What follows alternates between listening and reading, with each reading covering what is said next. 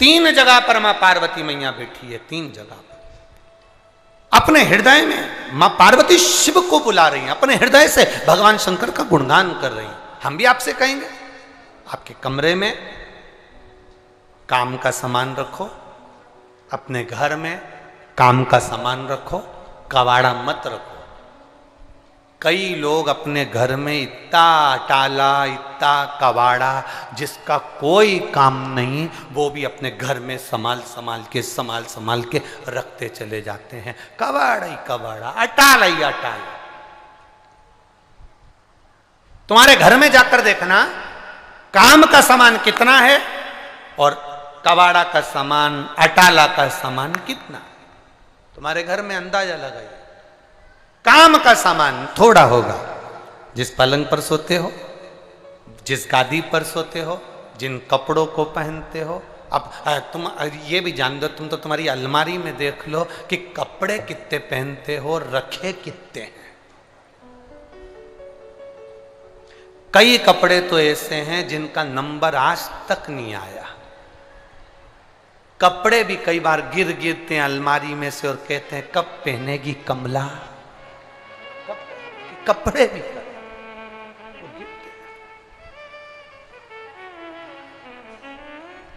विचार करिएगा जरा।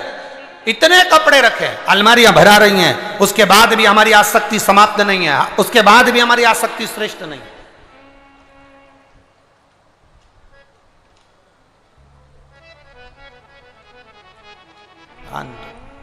कबाड़ा ही कबाड़ा, कबाड़ा ही कबाड़ा, सब इकट्ठा हो गया। कितने कितने वो आखिरी में दिवाली के टाइम पर कबाड़े वाला भी आ जाता है, चिल्ला चिल्ला कर कहता है लोहा लंगड़ लिया, जूना पुराना, क्या बोलते हैं, जूना पुराना कबाड़ा लिया। वो भी आवाज लगाता है। क्या होगा, कबाड़ा दोगे तो वो क्या देगा तुमको। पहले तो हम आजकल वो लोग आते कि नहीं आते पता नहीं, पहले कुछ माताएं आती थी, ऐसे सिर पे टोकनी रहती थी, उसमें बर्तन रहते थे स्टील के, और पुरानी 5 साड़ी दे दो, एक भगोनी ले लो। आप लोगों को देखा है क्या उनको है? क्या कहती थी, पुराना कपड़ा दो और बर्तन लो। पहले आती थी वो, आजकल तो कोई दिखती नहीं है। पुराने कपड़े दे दो और बर्तन नया ले लो। कबाड़े वाला कहता है कबाड़ा दो, जूना पुराना लोहा लंगड़ दो और रुपए लो। हम भी तो यही कह रहे हैं, काम, क्रोध, लोभ, वासना, तृष्णा, अहंकार, झूठ, प्रपंच सब दो और शिव नाम लो। हम भी तो यही कह रहे हैं।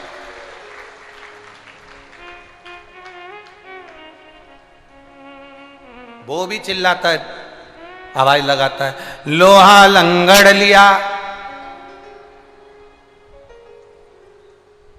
जूना पुराना लोहा लिया।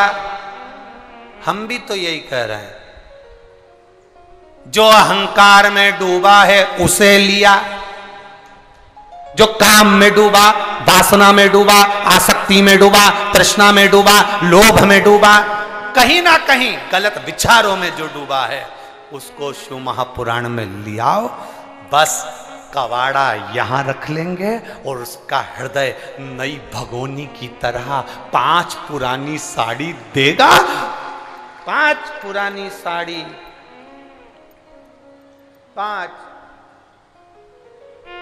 5 कर्म इंद्री, 5 ज्ञान इंद्री और 1 मन, ये 11 हैं। इसमें से 5 पुरानी साड़ी दे देगा और 1 नया भगोना उसको मिल जाएगा। नई भगोनी जो शिव पुराण में आता है वो एकदम नया बनकर जाता है, जैसे आज ही उसका जन्म हुआ है। वो नई भगोनी की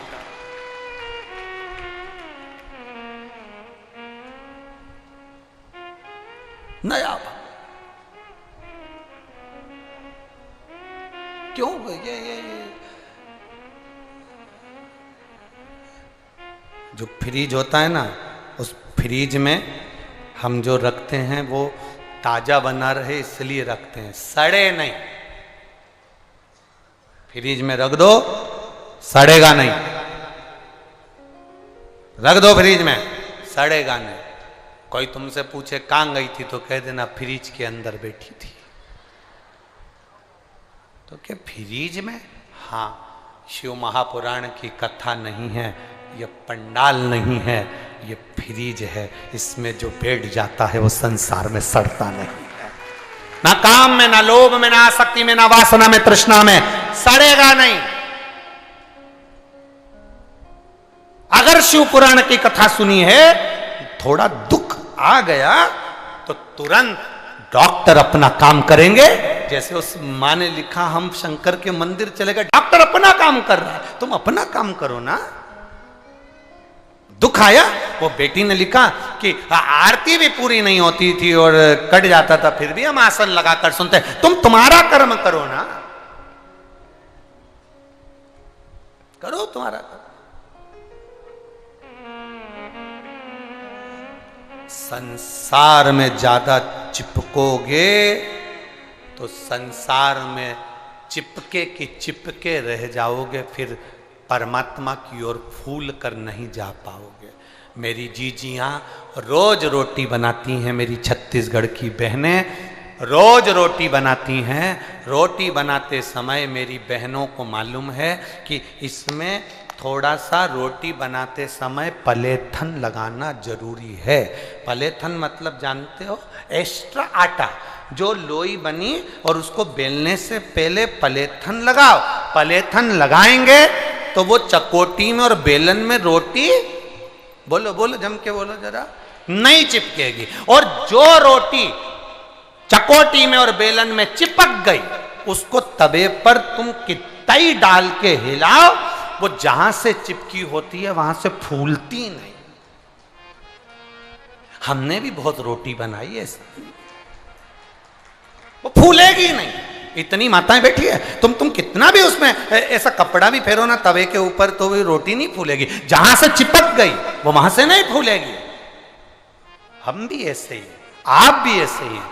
रोटी के आटे की लोई है ये पृथ्वी, जैसे वो चकला, जैसे वो चकोटी गोल होती है, वैसे ये पृथ्वी गोल है और संसार के बेलन से हम बेले जा रहे हैं। अगर हम इसमें चिपक गए तो फिर परमात्मा तक फूल कर नहीं पहुंच पाएंगे। इसलिए पलेथन लगाओ, पलेथन लगेगा, चिपकोगे नहीं। पलेथन क्या है? शिव महापुराण की कथा। कोई तुमसे पूछे कहां गए थे तो क्या पलेथन में बैठे थे। लग रहा है पलेथन और बिल रहे हैं, ये पलेथन लग रहा है। इस पलेथन में जब तक पड़े हो आप, जब तक शिव महापुराण की कथा सुन रहे हो, सत्संग में जा रहे हो, मंदिर देवालय एक लोटा जल चढ़ाने शिवालय जा रहे हो, पलेथन लग रहा है। पलेथन लगेगा तो तुम चिपकोगे नहीं। तुम्हें जो देखेगा ना वो भी कह देगा रोटी बहुत जोरदार है, क्या फूली क्या फूली। उसको ये नहीं मालूम कि पलेथन जोरदार था, इसलिए रोटी भी जोरदार बनकर फूल चुकी है। यही रोटी की आनंदता है, पलेथन। अब तुम तो जोरदार हो गए हो, पलेथन तुम में लग गया, तुम फूल भी गए हो। अब तुम्हारा काम है, कभी कभी पलेथन जब ज़्यादा लग जाए तो सिकने के बाद भी वो पलेथन हटता नहीं है। बस तुमसे निवेदन है, चाहे दुनिया के लोग कितना भी अपशब्द कहें, ताना दे, आड़ा टेढ़ा बोले, गालियां दे, कोई कह दे क्या होता है शंकर जी को जल चढ़ाने से, कोई कह दे शिव जी के मंदिर जाने से क्या होता है, कोई कह दे बेलपत्री चढ़ाने से क्या होता है, कोई कह दे ये दुर्वा चढ़ाने से क्या होता है, कोई कह दे एक चावल का दाना चढ़ाने से क्या होता है, कोई कह दे तुमसे कि पुष्प चढ़ाने से क्या होता है। दुनिया के लोग तुम्हें ताना देंगे, अपशब्द कहेंगे, गालियां देंगे। उस समय पर तुम कह देना हम आड़े टेढ़े नहीं हैं जो तुम्हारे कहने पर आ जाएं। हमने तो एक बार शिव पुराण अपने कानों में उतार ली, उसके बाद दुनिया चाहे कितना भी रंग चढ़ाए चढ़ता ही नहीं है। कोई कितना ही बोले हम उस पर अमल करते ही नहीं, स्मरण में भी नहीं आता। शिव तत्व अंदर समा गया फिर वो छूटता नहीं।